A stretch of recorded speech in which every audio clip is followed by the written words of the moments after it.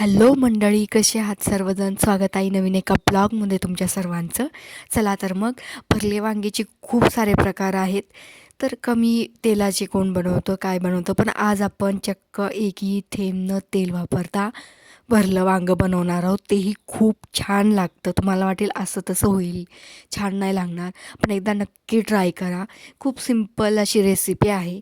तर बघा, तर मग आपण इथं खोबरं भाजून घेतलं आहे, तीळ जिरं भाजून घेतले आहेत, ते सगळे मिक्सरमध्ये घालायचे, छानसं बारीक करायचं. आणि शेंगदाणे भाजून बारीक करायचे असतात, पण माझ्याकडे कुठं होतं, त्यामुळे काय एवढं मी हे केलं नाही. ते पण मी 2-3 चम्मच होतं ते टाकून घेतलं यामध्ये. त्यानंतर गोडा मसाला घालायचा. गोडा मसाला घातल्याने खूप छान टेस्ट येते वांग्याला, त्यामुळे गोडा मसाला टाकला आहे. आपली लाल तिखट टाकले 3 चम्मच, परत थोडे धणे पावडर, जिरा पावडर, हळद, नमक.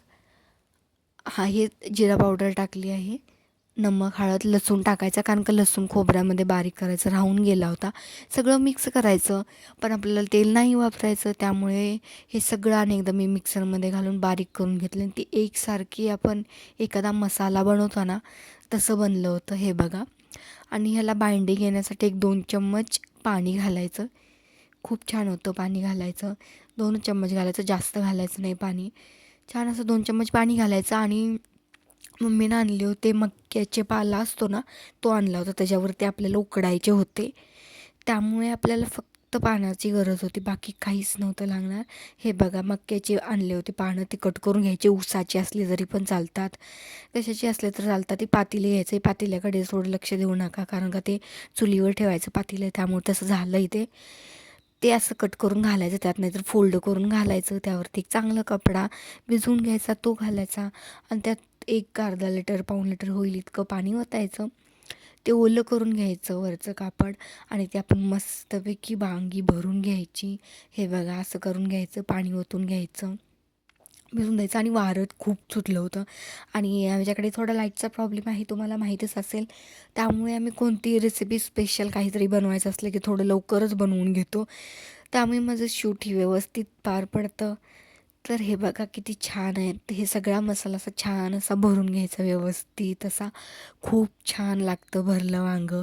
बिना तेलाचं भरलं वांगं दाखवतात, किंवा तेल कमी टाकून भरलं वांगं दाखवतात. म्हणलं आपण तेल नच वापरता आपण भरलं वांगं बनवायचं म्हणलं. खूप छान होतं. आम्ही भरपूर वेळा असं वांगंही बनवतो, तेलातलं वांगंही बनवतो. पण असं कधीतरी खाऊ शकता तुम्ही, डाएटवर असाल तरीही खाऊ शकता, याला काही प्रॉब्लेम नाही.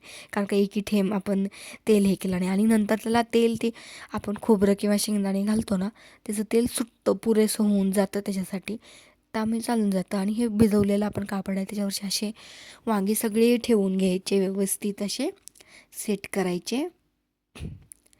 त्यावरती झाकण ठेवून द्यायचं.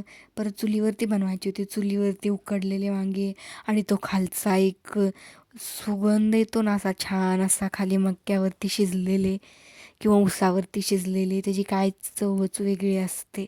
नक्की एकदा ट्राय करा. आणि ही आदल्या दिवशी आम्ही चूल सारून घेतली होती, खूपच खराब झाली होती. म्हणलं थोडं सगळंच छान दिसलं पाहिजे असं म्हणतानाही केलं. लगेच शिजली वांगी, 10 मिनटात शिजून जातात. तर हे काढून घ्यायची, अशी चेक करायची, खूप छान वाफा निघत होते अशा. खूप छान अशी वांगी रेडी होते. टेस्टलाही खूप छान झाली होती. नक्की एकदा ट्राय करा अशाच पद्धतीने वांगी.